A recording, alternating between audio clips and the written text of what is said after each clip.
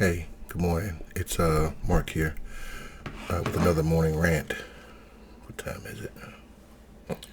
Let's try to get this out before the kids get up.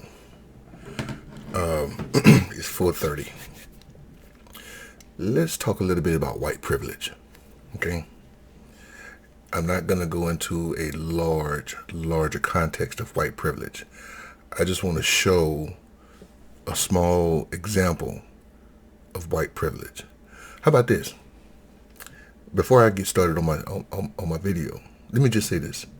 There was a lady on TikTok, I think it was, and she said that here she is, she has decent job, nice apartment, car, house. I can't remember which one it was. And she saw a homeless man, a white man outside. And, we'll work for food, please give whatever, God bless, those generic signs that they have. And she went into her pocket to see what change she had to give it to him. He turned her down. He turned her down because she was black. That's an example, small example, very small, of white privilege. That no matter how bad, and there have been scholars that talked about this, no matter how bad that white man felt his situation was, he still felt as if he was better than a black person. Just him, I'm not saying the collective, he felt like he was better than that black woman. And she said, hey, I don't think she told him this, but she was like, hey, I'm going home. You have no home. And you won't take the... Moving on. Key and Peele, love these guys. Very funny guys. Key and Peele did a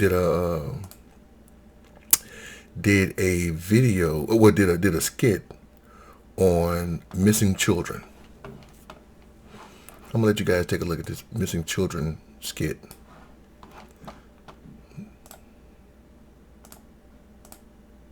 Okay, here we go. Welcome to the show. Tonight we are a full hour on baby Prudence, the child who was abducted yesterday. We have the 911 call and the last taken home video of baby Prue. We have reporters in the field as hundreds of people are searching for, what's that? They found her, she's fine? Well, me! God. Okay, now that's baby Prudence. Wait a minute, because my computer moving slow right now. Now I want you to go and watch this video on baby Lakeisha. And we have breaking news. Baby Lakeisha has gone missing. For the next hour we will, what's that? Nobody cares. Moving on. Let's check in with baby Prudence. Her 14th day home, and she's still safe and sound. So, say that to say this. Forgotten families of black missing persons speak out. Ariana Fitz disappeared in 2016. Her family and others are discussing the lack of media spotlight their missing loved ones receive. And that's all over the country. You have many missing black kids. Thousands of missing black kids. Kids, period, go missing all the time. But it's funny how they spend more time on those kids that are not black, or those kids that are not considered black, for those other kids. Like this one white girl that went missing when her boyfriend allegedly killed her. I mean, she's missing and he's missing. They spend maybe two weeks, I think about 2 weeks on this story, and they're still talking about it. It may not be headline news right now, but they're still talking about it. They went through all this stuff over this one girl, video and Facebook photos and YouTube videos. I don't even know who Ariana Fitz is. At least I may not remember that white girl's name, but at least I got a mental projection of what she was and her story. I don't even know who she is. And Ariana Fitz went missing the same year I retired from the military.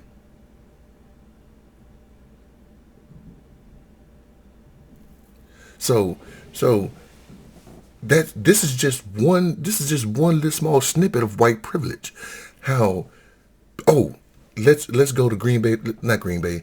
Not yet. Let's go to the Steelers. Mike Tomlin. Mike Tomlin is a no doubt a Hall of Fame coach. He's been coaching the Pittsburgh Steelers for 14 years.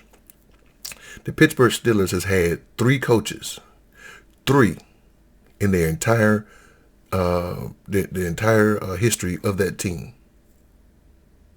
I cannot remember the first guy. Shit, I can't remember the second guy. They've only had three coaches. Three coaches in their entire history of the franchise. Three.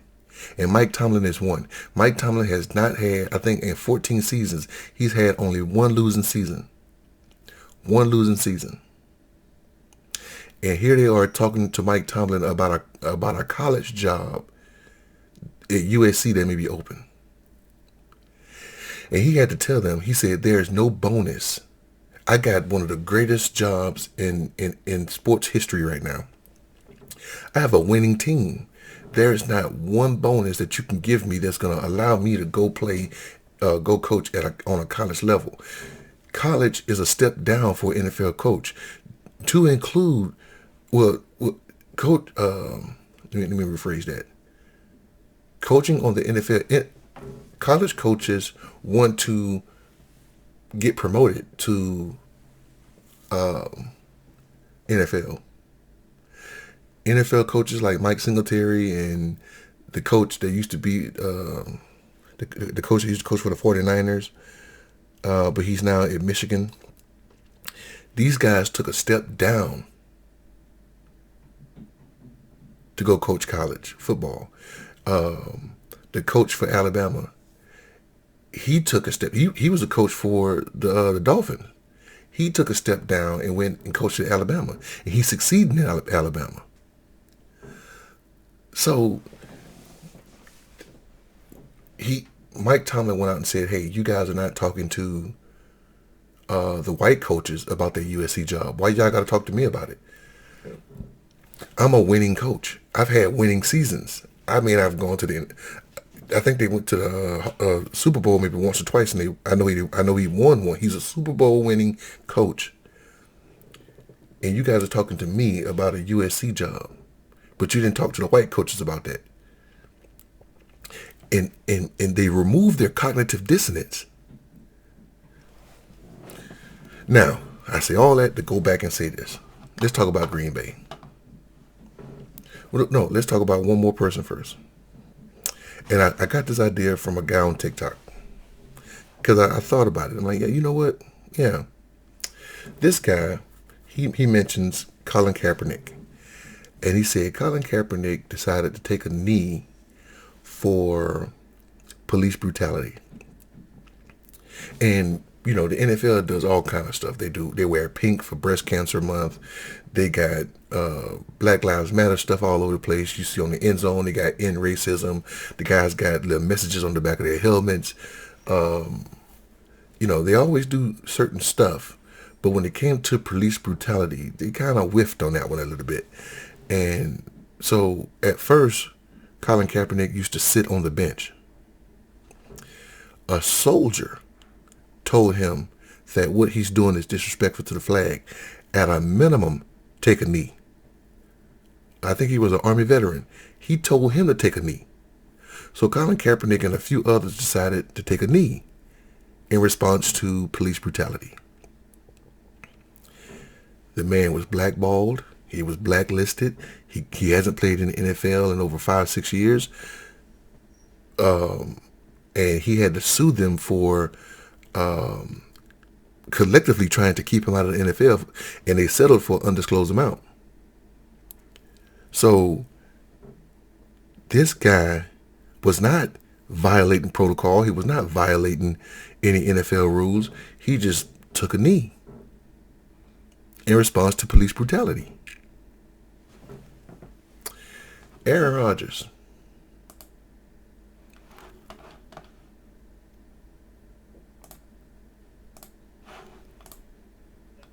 Unfortunately, we've got players that pretty much think only about themselves, and I'm extremely disappointed in the actions of Aaron Rodgers. On a podcast Friday, Rodgers was adamant that he did nothing wrong. First of all, I didn't lie in the initial press conference. During that time, it was a very, witch hunt that was going on across the league, where everybody in the media was so concerned about who was vaccinated. But this is what he said in August, when specifically asked if he was vaccinated. Yeah, I've been immunized. There's guys on the team that haven't been vaccinated. I think it's a personal decision. I'm not going to judge those guys. In his roughly 45-minute self-described diatribe Friday, Rodgers offered his explanation for not getting vaccinated. I'm not, some sort of anti-vax flat earther. I have an allergy to an ingredient that's in the mRNA vaccines. The NFL does allow unvaccinated players to play, but there are rules. Rodgers seemed to choose which ones to follow, calling some draconian. Like needing to wear a mask at a podium when every person in the room is vaccinated and wearing a mask makes no sense to me. But CBS News medical contributor Dr. David Agus says masks do work. With the vaccines, you can get some breakthrough infections, a small amount of virus, and spread it to others. And we all are one community. Indoors, we need to wear masks right now till the virus numbers come down in the country. Rodgers also said he had done his own homework, like consulting with podcast host Joe Rogan. I've been doing a lot of the stuff that he recommended in his podcasts and, on the phone to me. Rogan, of course, is not a doctor, but has told his millions of listeners that young, healthy people do not need the vaccine. Rogan and Rodgers have both said people should do their own research, while at times continuing to highlight misinformation. There are tens of thousands of people that will follow Aaron Rodgers because he's a leader, and the assumption is that he knows what he's doing. And that will harm lives in this country and put them in danger. He goes out in a press conference and lies about being vaccinated. He goes back and says that he has an allergy to one of the chemicals in the mRNA. Why didn't he say that at the press conference? Why didn't he say, "Hey, I have not been vaccinated. I have an allergy to one of the ingredients inside the vaccine, and I can't take it at this moment." I have people who have medical issues I have people I know who have medical issues, and because of that, they've been advised by their doctor not to take the vaccine at this moment. So that's understandable. The NFL even said that there are people that play for the NFL that do not have the vaccine, but there are rules and parameters. And then he goes out and says, if I'm in a room and everybody's vaccinated and they have a mask on, why do I need a mask? And then he goes and insults Kyrie Irving by saying he's not some anti-vaxxer flat earther. And he said that because Kyrie Irving has talked about the belief in flat earth theory and not being vaccinated. And Kyrie has said that he is not an anti-vaxxer. He just don't believe in mandates. So they vilify. Oh, and then on top of that, Kyrie Irving, he is not playing right now. He's not playing in Brooklyn right now because New York came out with the mandate that says everybody inside a closed area will be vaccinated. So he can't play home games. And they tried to maneuver it to where he can practice with the team, and then he just said, forget about it. We don't want you here. 100% go away. So he can't play in New York. He can't play in Brooklyn or Madison Square Garden or wherever they play. He can't play there. So they're not going to pay him. But he can play on road games because some states don't have that same law that New York has. So he can get paid for the road games. The team has said, hey, until you're vaccinated, stay away. We'll pay you for your road games, just don't show up. So instead of getting paid $34 million this year, Kyrie Irving's going to get paid $17 million this year. $17 million to sit on his ass at home. They told him to stay away from the team. Aaron Rodgers lied, told you that he didn't lie, and they showed you proof that he lied about being vaccinated. Instead of just coming out and saying, well, I have a condition, I have an allergy to some ingredients in the vaccine, so no, I'm not vaccinated. And wearing a freaking mask. I'm vaccinated. I don't like to wear a mask. I don't like to wear a mask, but I still put the shit on because not only am I protecting me, I'm protecting my children. I'm protecting those around me. I don't want some stranger coughing on me, especially during the fall, winter season. No. So I wear a mask. Don't want to, I put one on. There have been times where I've gone to a store and they've told me that, wearing a mask is optional, or that and I'll walk in and say, hey, do I need to get my mask? And say, yeah, man, it's optional. I say, you know what? I'll just go get my mask.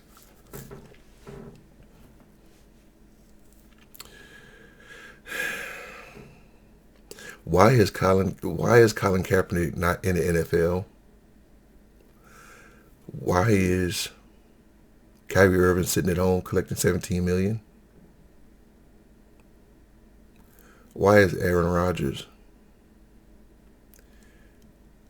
playing after lying? And I don't know if this is true or not, but there are reports out there that the Green Bay Packers and the NFL knew of his status. He don't believe in it, goes out and get coronavirus.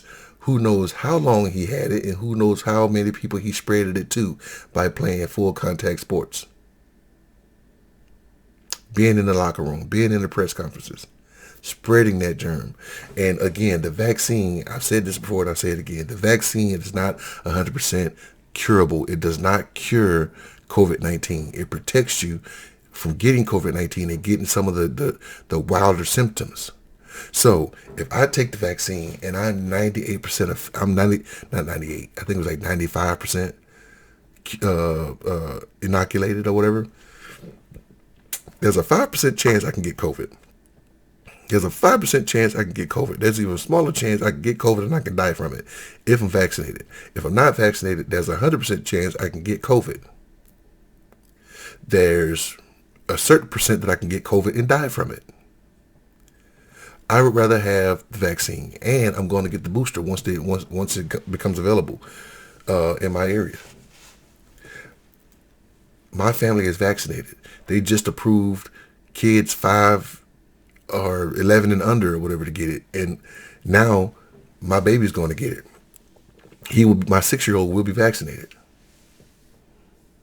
So that's just my belief. You can have your beliefs. It's fine.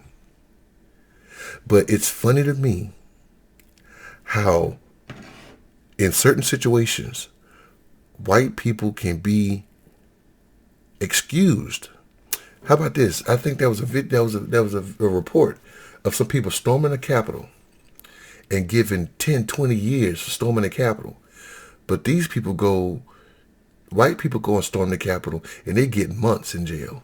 One lady went out and said that because of her blonde hair and white skin, she's not going to go to jail. And because of that, she probably wasn't going to go to jail. But because she put that tweet out, they gave her 3 months in prison. If she hadn't put that, there's a judge that gave a lady permission to travel to Mexico after storming the Capitol.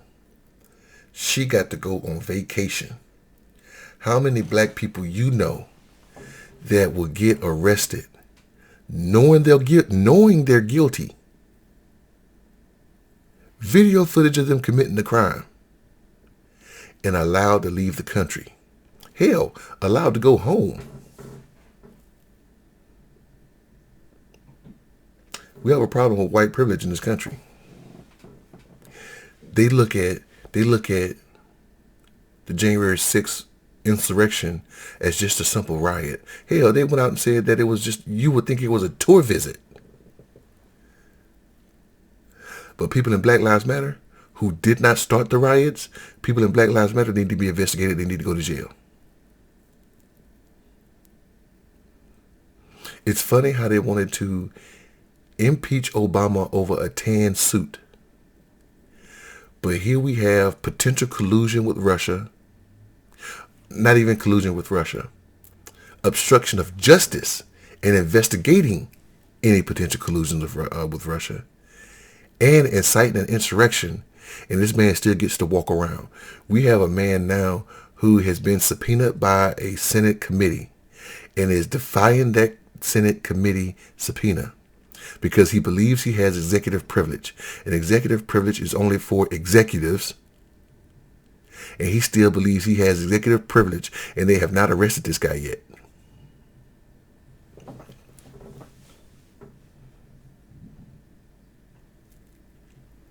White privilege is a mother.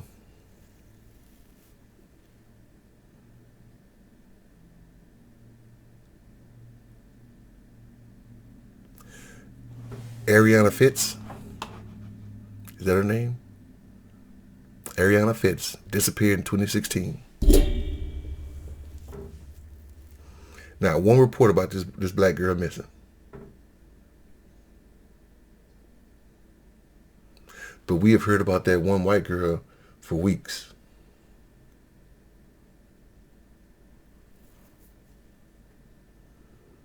Just a small sample of white privilege. In this country, in this country, it has been known that those history books back there, that the white man in this country, the white rich man in this country has made it so that they will get what they want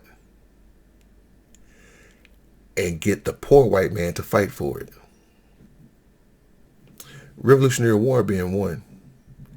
You had rich white men. Not all of them was rich. I mean, John Adams was just a lawyer and a farmer. He worked with his hands. But you had some guys like George Washington, Thomas Jefferson, Samuel Adams to a degree, John Hancock, a lot of guys. You had some guys like that who had money, and they were upset about the taxes and stuff that they were getting for import and exports. So they decided to go to war. Some of them fought. I'm not going to deny that some of them fought. But the guys that actually was on the front line in most cases were poor white men who had no stake and who had no fight in the game. Go back to the Civil War. It was a rich man's fight. It was a rich man's argument, but a poor man's fight. If you can pay $300 to buy your way out, or if you can pay for a stand-in, they would pay for a stand-in. It was a poor man's fight.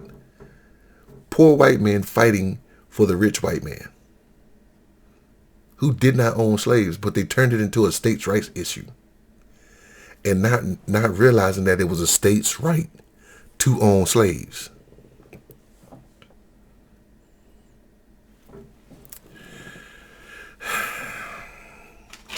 Hey, look, it's Tuesday. You guys have a great day. Have a great rest of your week. I'm going to leave it at that. Let me know what you think. Am I wrong? I don't think I am, but am I wrong? Let me know. All right. I will see you guys on the next one. I'm out. Y'all take care.